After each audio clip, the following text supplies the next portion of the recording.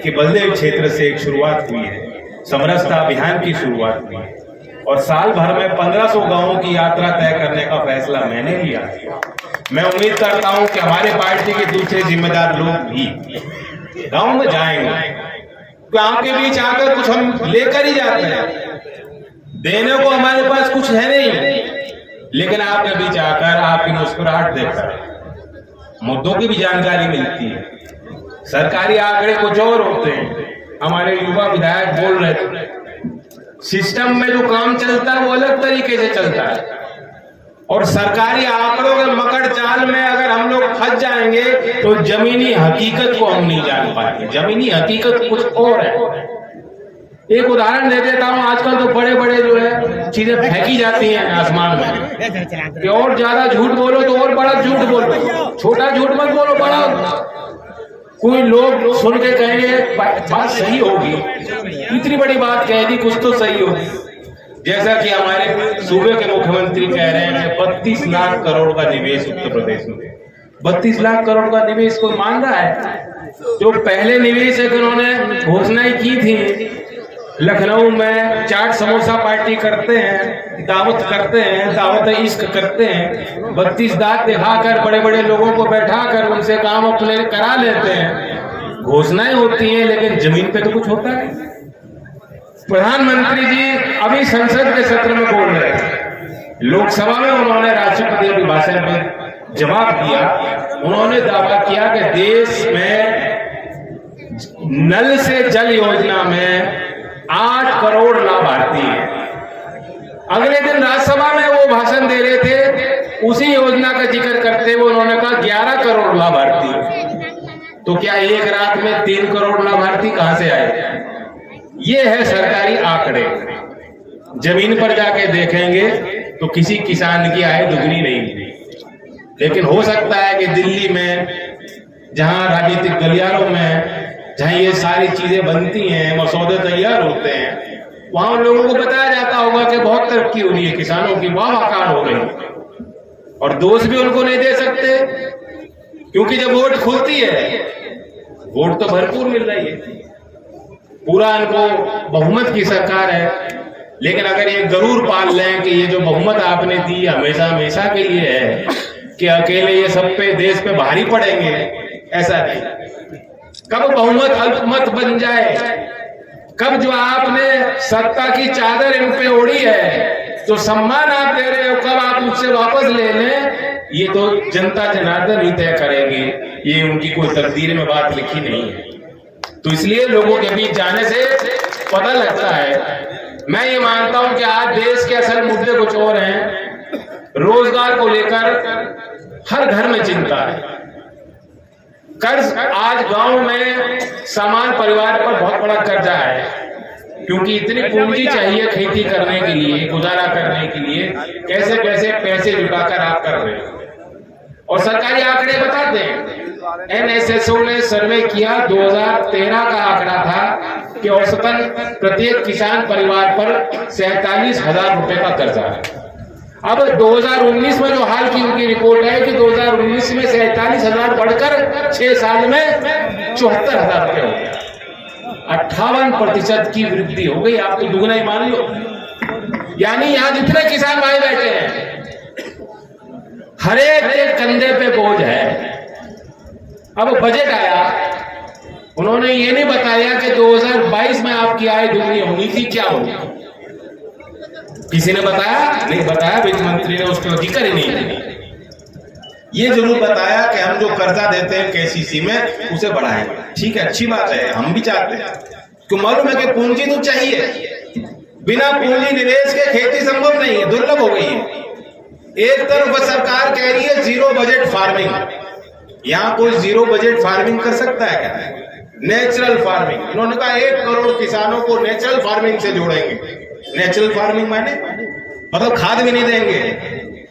पशु पालना भारी है एक सामान्य किसान के लिए, पशु पालना भारी हो रहा है, और पशु छोड़ने पे मुकदमे होंगे। अगर आप तार अपने खेत पे अपने फसल को बचाने के लिए आवारा पशुओं से लगाओगे तब मुकदमा होगा। सारा बोझा किसानों पे डाल दिया। वे प्रधानमंत्री पर हम विश्वास कैसे करें जब वोट लेनी थी उन्होंने आपकी वोट ले ली ये कहकर कि मुझ पे विश्वास करो।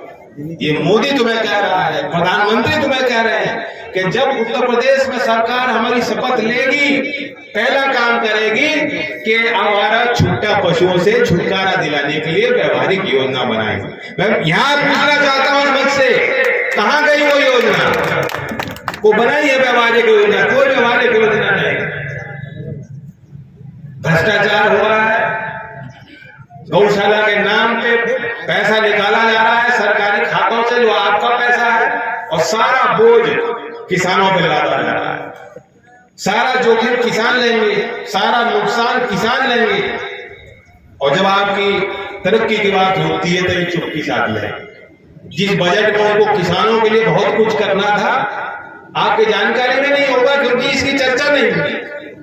5 करोड़ से ज्यादा कमाने वालों पे टैक्स की दर कम करी है सरकार ने।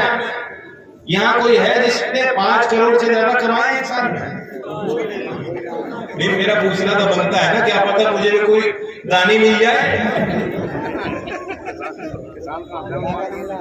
अब आप पूछो, नरेगा का बजट काट रहे हो, खेती किसानी की बात कर नहीं रहे, किसान को तो कह दो कर्जा ले लो, और 5 करोड़ से ज्यादा कमाने वालों को छूट दे रही सरकार।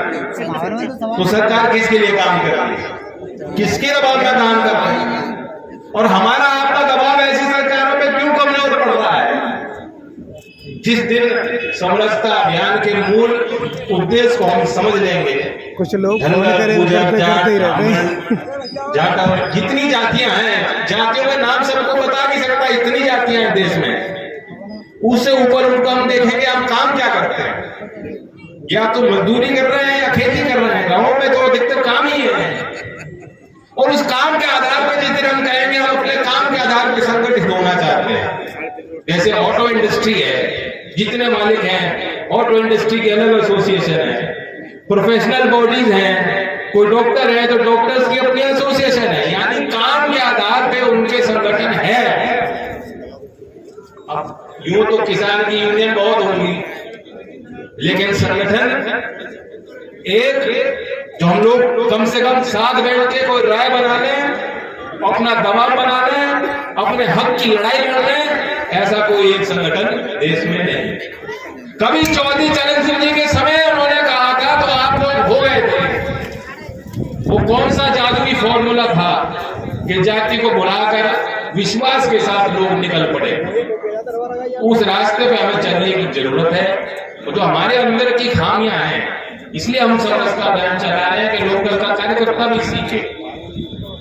जब तक आप उस नीच की बात करोगे, चौधरी अजीत सिंह जी की एक बात मुझे याद आ रही है, धनगर समाज के लोग यहाँ बैठे हैं, शायद उनके आगे की बात है, दिल्ली बैठक हो रही थी, आए थे कि समाज की समस्या है, प्रमाण पत्र जारी नहीं हो रहे, SC/ST आयोग में चल रहा है।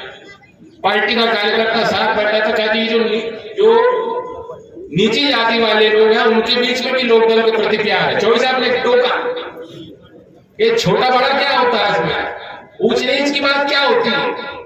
अनजाने में उस व्यक्ति ने बात कही थी, लेकिन कभी कभी हमारे बोल ऐसे होते हैं कि अनजाने में भी बिना सोचे समझे भी हम लोग ऐसी बात कह देते हैं जिसको सामने वाले को ठेस पहुंचे। तो हमें अपना व्यवहार भी अच्छा रखना होगा। हम ये चाहते हैं हमारा कुनबा बड़ा हो, किसान मजदूरों में भाईचारा बने, एकता बने। एक लड़ाई है, एक जीवन है, एक ही संघर्ष है, तो एक ही संगठन होना चाहिए। भाईचारा जिंदाबाद का नारा लेके आपके बीच आया हूं। चौधरी अजीत सिंह जी की स्मृतियों को याद रखना, अपनी उस पुरानी ताकत, खोई ताकत को पहचानो और हासिल करो। यही आशीर्वाद आप मुझे और आने वाली अगली पीढ़ी को दे सकते हैं। धन्यवाद। जय हिंद, जय भारत। इस खबर को देखने के बाद क्या है आपकी राय? नीचे दिए गए कमेंट बॉक्स में दीजिए अपनी राय। ऐसी तमाम बड़ी खबरों को देखने के लिए जुड़े रहिए हमारे साथ। खबर अच्छी लगे तो लाइक कीजिए और शेयर कीजिए, और हाँ, चैनल को सब्सक्राइब कर घंटे वाली बटन को दबाना ना भूलिए। फिर आते हैं आपके बीच कुछ खास खबरों के साथ। तब तक के लिए नमस्कार, जय भीम।